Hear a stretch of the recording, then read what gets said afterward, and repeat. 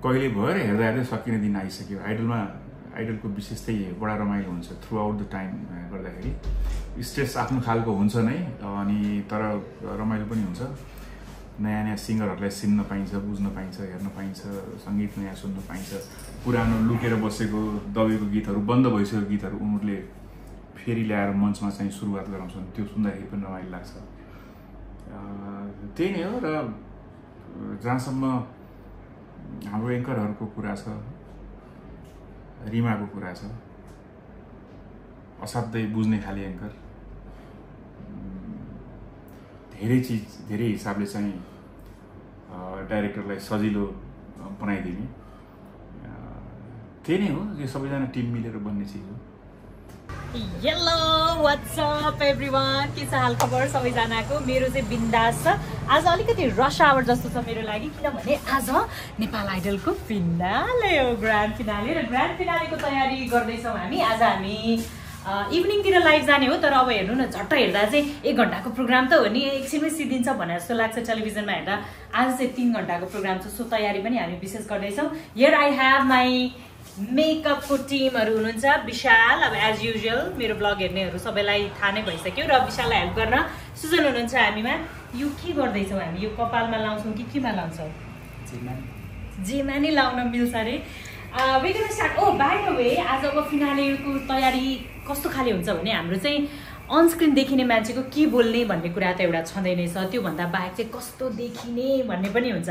So आज चाहिँ अब मेकअपको हेयरको जिम्मा त मैले विशालहरूलाई दिएको छु होइन। त्योभन्दा बाहेक चाहिँ आज के लगाउने भन्दाखेरि चाहिँ सम्राट राईको डिजाइन लगाउँदैछु म।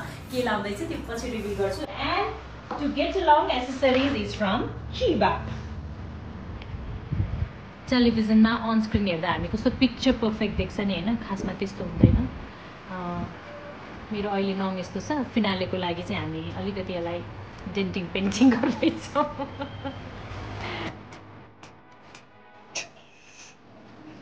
के छ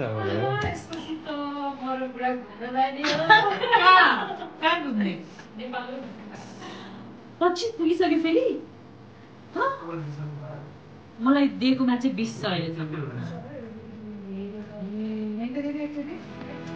मलाई जहिले यस्तो झुसझुस के बनाइदिन्छ कसैले तिम्रो झुसझुस स्पेसियालिस्ट हो तिमी। Ashiq ji please say hi. Hello, how are you? यहाँ चाहिँ इन्दिरा जी कस्तो खतरा देखिरहनु भएको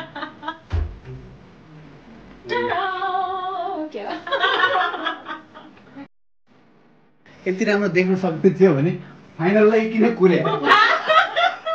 सुरुदेखि किन नगरे? आशिक दाइको मुखबाट तारिफ क्या, दाग में कुछ काला है। पूरा दाल ही काला है। दाल ही काला है। दाल में कुछ काला है, वो दाग है ना। दाल ये तो दाल एकदम आज यहाँ मान्छे धेरै थुप्रेर फिनालेवाला भाइब क्रिएट गरेर चाहिँ सक्दा।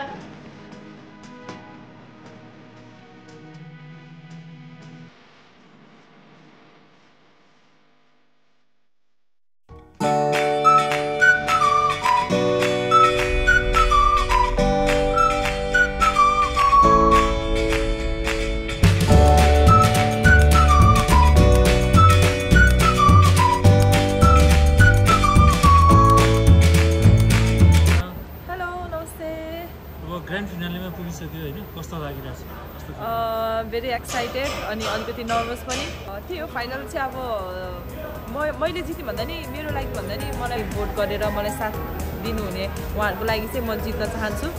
अनि उहाँहरूको आशीर्वादले नै म जित्न सफल हुनेछु। त्यसैले हजुरले मलाई आशीर्वाद दिनु होला, धेरै धेरै माया गरिदिनु होला। जित्नु त अब एकजनाले हो, तर मैले जित्छ होला अरे क्या। हेलो, नमस्ते सबैलाई है। आज हाम्रो नेपाल आइडल सिजन 5 को ग्रान्ड फिनाले हुन गइरहेको छ। सो म चाहिँ एकदमै एक्साइटेड छु, अनि सबैजना आएर हेरिदिनु होला। अनि कस्तो लागिरहेछ ग्रान्ड फाइनल? कलेज जस्तो लागिरहेछ? त्यो त अब भोटमा निर्भर गर्छ है। यो अब कोही पनि हुनसक्छ, तर जो पनि हुन्छ म चाहिँ आफूलाई विनर ठानिरहेको छु।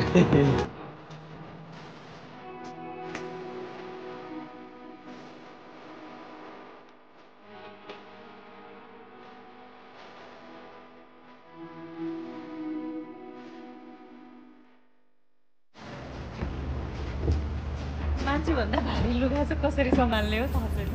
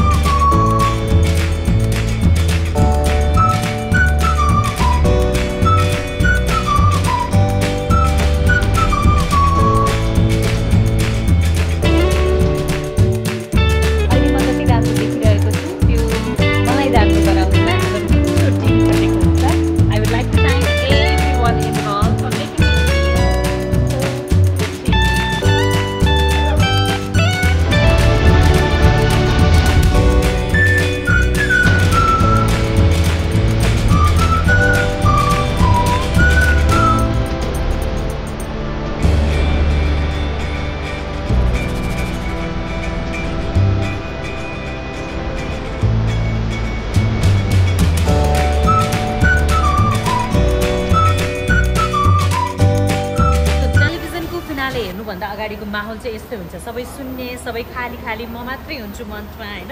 हामी चाहिँ ट्राई गरिरहेका छौँ। आजको सेटअप हाम्रो it kind of like this. Side साइडमा ब्यान्ड मेम्बर्सहरू हुनुहुन्छ। अहिले हेर्दाखेरि चाहिँ यही हो र ग्रान्ड फिनाले जस्तो लागे पनि वेट एन्ड वाच यो कति ग्रान्ड हुनेवाला छ।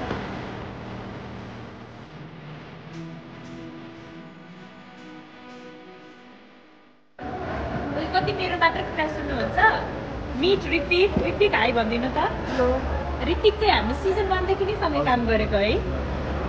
म सुन्दिनँ, मसँग काम गर्दाको एक्सपिरियन्स भनिदिनु न तपाईँ। एकदमै दिदी जस्तो मान्छे इन्डस्ट्रीमा हुनुपर्छ, त्यही हो मेरो फेभरेट होस्ट। यतै ल्याउनु भन्छ, मेरो फेभरेट होस्ट हो रिमा दिदी। केही कुरा त काटेन नि ऋतिक? कस्तम काटा छैन, अनेस्टली भन्दैछ, अनेस्टली। ओके, हाम्रो यहाँ चाहिँ अडियो आउनुहोस् न, यहाँ आउनुहोस् न। अडियोको टिम हुनुहुन्छ, उहाँसँग चाहिँ हामी यही उसमा काम गरेको, यही वर्ष है। योभन्दा अगाडि चाहिँ कस्तो लाग्यो तपाईँलाई हामीसँग काम गरेर? राम्रो हो, तपाईँको हाँस्नु हरेक चिजले राम्रो हुन्छ। फर्स्ट टाइम भएको त्यस्तो राम्रो हो, सजिलै भयो।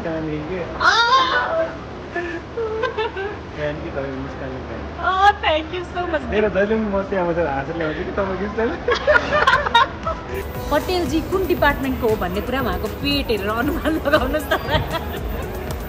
पटेलजी चाहिँ ओभरअल सबै चिजमा हामीलाई हेल्प गर्नुहुन्छ होइन। स्पेसली मिठो मिठो खुवाउनुहुन्छ पटेलजीले हामीलाई। पटेलजी कस्तो भयो सिजन 5? त्यति हो, सबभन्दा यसपालि राम्रो भयो। ल बधाई छ। ल सबभन्दा राम्रो भयो अरे भनेपछि यो पालिको अगाडिको सिजनहरूमा हामी थिएन होइन पटेलजी? मैले दुःख दिएँ कि दिनँ? होइन, केही दुःख लाग्यो, अलिअलि दिएँ कि छैन? Thank you so much. So यो खालको यो लेभलको कार्यक्रम तयार गर्नको लागि चाहिँ हामी टेलिभिजनमा देखिने मान्छेहरू मात्र होइन, नदेखिनेहरूको अझ धेरै अहम भूमिका हुन्छ। इट टेक्स हुन्छ नि अ जम्बो टोली टु प्रिपेयर अस अनि to make us look good and to create such a great programme actually. अब बिस्तारै गेस्टहरू पनि आउन थाल्नुभयो, सो म चाहिँ लुक्नुपर्छ। Stay with us. 3, 2, 1 and go!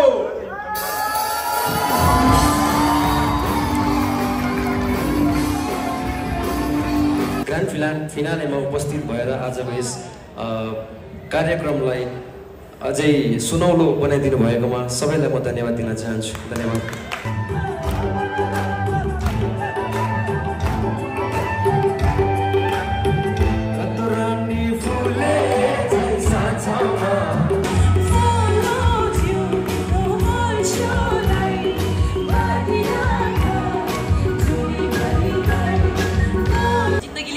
गर्छ होला है, सुख दियो भने सुखै सुख होइन। अब यो सुख दियो भने पनि सुखै सुख। पर्फर्मेन्सको एक्साइटमेन्ट आफ्नो ठाउँमा छ, नतिजा घोषणा सृजनाको नर्भसनेस आफ्नो ठाउँमा छ हेर न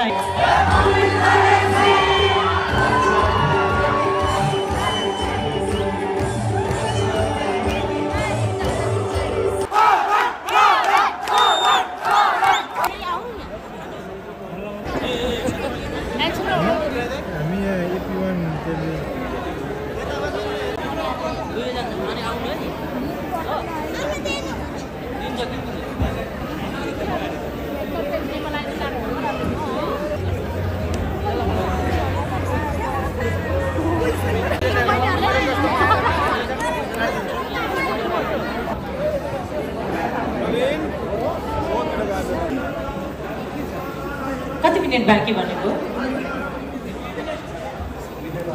3 मिनट रिमा 3 मिनट है अब 3 मिनट हस् हस् त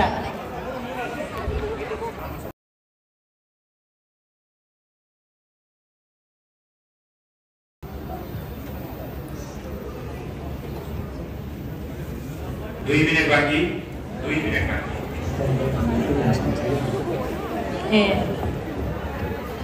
5, 4, 3, 2, 1 and go.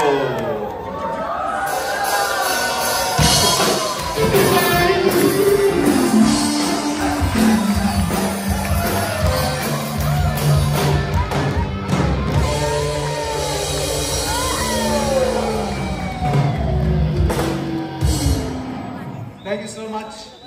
निर्णायकको घडी आएको छ अर्थात् अब हामीले हाम्रो निर्णायकहरूलाई पनि मञ्चमा स्वागत गर्नुपर्छ let's hear it for the most celebrated जजेस of Nepali singing reality show Nepal Idol none other than our very own honorable new Bhattacharya sir. Gorgeous and talented Meera Joshi. And charming Kali Prasad Bhaskar.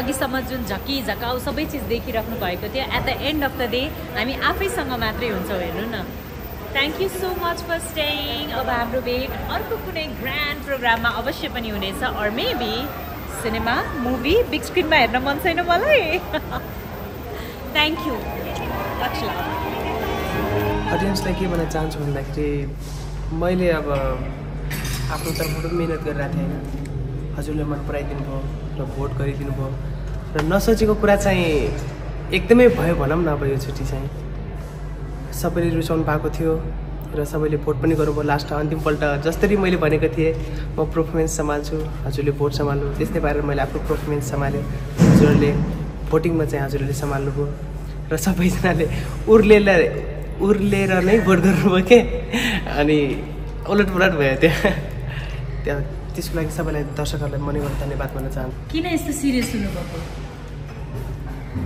आइडलको experience कस्तो भयो एकदमै राम्रो भयो आइडलको experience धेरै कुराहरू सिक्न पाएँ ब्यान्डमा लाइभ म्युजिक गाउन सिक्न पाएँ माइक समातेर गाउन सिक्न पाएँ अडियन्स फेस गर्न सकेँ अनि त्यसपछि क्यामेरा फेस गर्न सिकेँ हरेक कुरा सिकेँ एक्सपिरियन्स एकदम राम्रो भयो आइडलको हामी अब चारैजना अब राम्रो सबैजना राम्रै हुनुहुन्थ्यो होइन मलाई चाहिँ अब पर्सनली मलाई चाहिँ करणले जित्छ जस्तो लागेको थियो अब करणले जितोस् पनि भन्ने भएको थियो होइन जित्नुपर्ने पनि करणले थियो किन भन्दाखेरि हामी त अब फाइनलमा आउनु भनेको नै हाम्रो लागि जित्ने हो होइन हामीले जितेको बराबर नै हो र कसै अब हामीले सरसल्लाह गरेको थियौँ कि चारजनामा कोही भयो भने अब दुःख मन चाहिँ गर्नु हुँदैन भन्ने चाहिँ एकदम खुसी बस्नु त्यहाँनिर एकदम भन्ने सोचेको थियौँ हामीले